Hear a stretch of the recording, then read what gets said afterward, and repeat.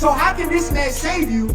And this the man that raped, robbed, and murdered and stole a whole land and will sit on that judgment seat and will condemn your forefathers, your uncles to life without parole. How can he do that? That's hypocrisy. How can this man judge you? He ever gave you mercy? When has the white man ever showed you mercy? When has the white man ever saved you from the things that you go through? They writing billions and trillions of dollar checks to Israel for a land that was stolen, but yet the people that's right here in their backyard suffering poverty, they don't give you nothing.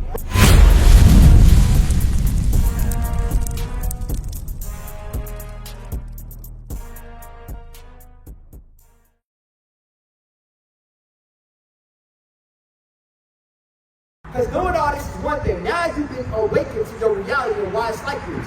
When you break God's laws, curses come upon you. So if we want to be blessed and we want to if we want that freedom, what must we do? This is the question.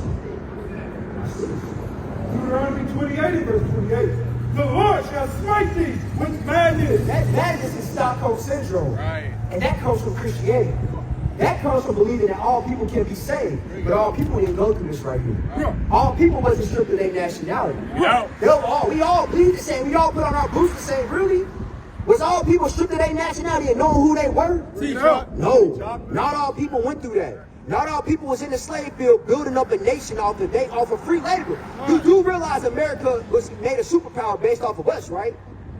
America's one of the youngest nations in the world. How is it now they a superpower? They became a superpower off of the backs of your free labor. But nobody's speaking on that. You understand? So watch this. Read. The Lord shall smite thee with madness. That madness, that crazy. Going through the same things over and over again and not changing. That's madness. That's crazy according to the Bible. Believing that this man right here is going to save you. But like Javion said, you been in jail before? You ain't never been in jail. You got cousins and uncles that went to prison, though, right? So how can this man save you? And this the man that raped, robbed, and murdered and stole a whole land and will sit on that judgment seat and will condemn your forefathers, your uncles to life without parole. How can he do that? That's hypocrisy. How can this man judge you? He ever gave you mercy? When has the white man ever showed you mercy? When has the white man ever saved you from the things that you go through? They writing billions and trillions of dollar checks to Israel for a land that was stolen, but yet the people that's right here in their backyard suffering poverty, they don't give you nothing. You think they give you something when they give you a stimulus check. Oh man, this man so good to us. We think it's good when they give us Juneteenth. Oh man, this man's been so good to us. But you don't even know what you've been owed. They not telling you the greatest people of the book. They not telling you that you the chosen. Stockholm Syndrome will go back to say you'll want salvation for that man right there. Should they tell you that you're the people of the book? Should they tell you? Do they tell you? Yes, because if not, they're lying to you. It's not up to them. It's up to you to figure it out. Okay. Is it really up to us to figure out? You said to figure it out already.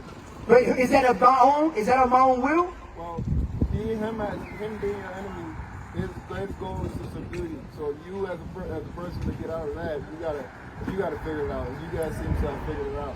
Okay, so this is, you 100% right. I see what you're saying. That's why we out here teaching today. That's why we out here teaching today.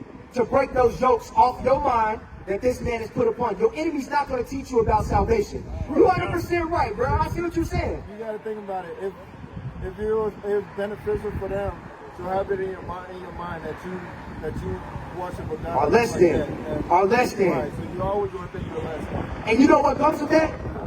Javion, you know what comes with thinking that Christ is white? High murder rates in your neighborhoods. Because if you think God is a white man, you look at your brother through the lens of this white man. Now, when the white man did this to you, was that love? Was this love? Think about it. I want you to really think about it. Go back to the 1600s when you was a slave. How did the white man view you? Shalom, Israel. This is Bishop Nathaniel. I want you to know that you can view all our Sabbath classes live on IUIC TV. That's right, I said on IUIC TV. Download the app today. Shalom. Let me know. You was a nigger, okay. And nigger meant What would happen if you was walking down this street and this street light was about to come on? And you see the truck come and pull up. What would happen? You said dead or torture, right?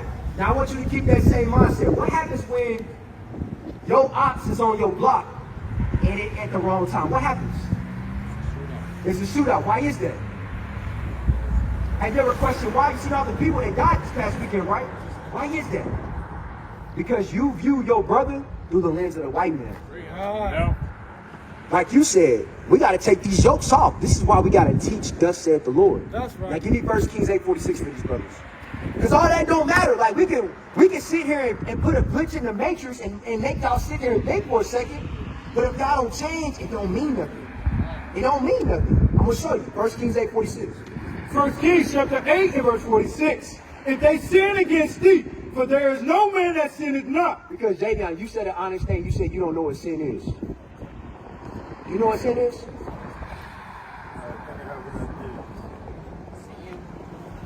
for me to sin, What's a sin? say if I go out in the world, I go kill a person, I'm sin.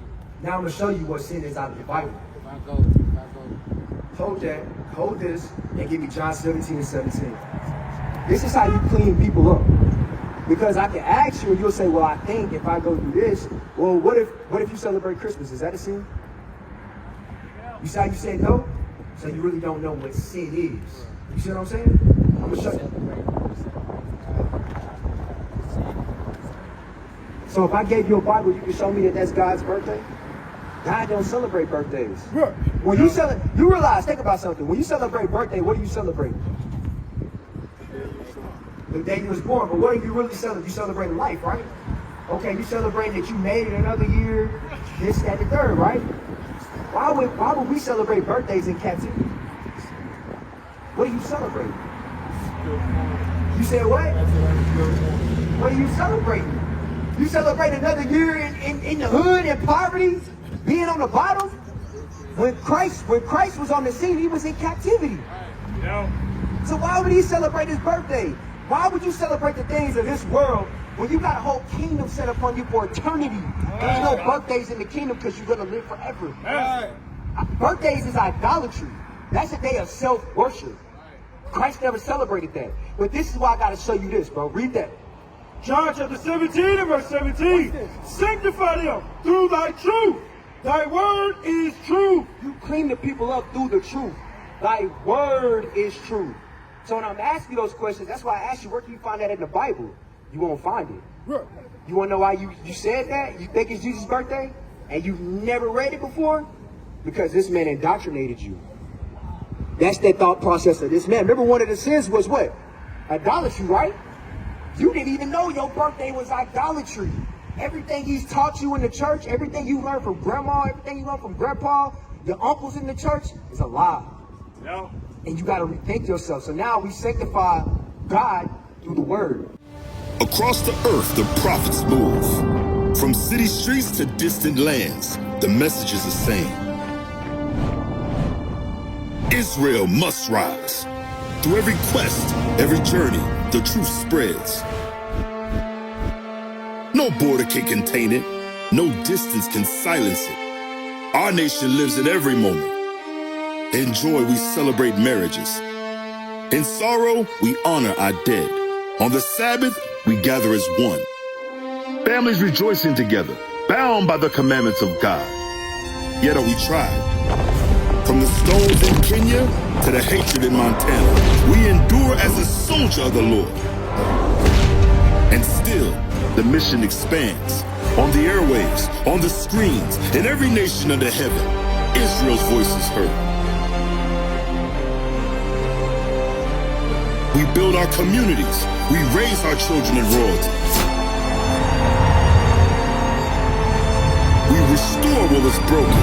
We clean what was defiled. We show the world who we are.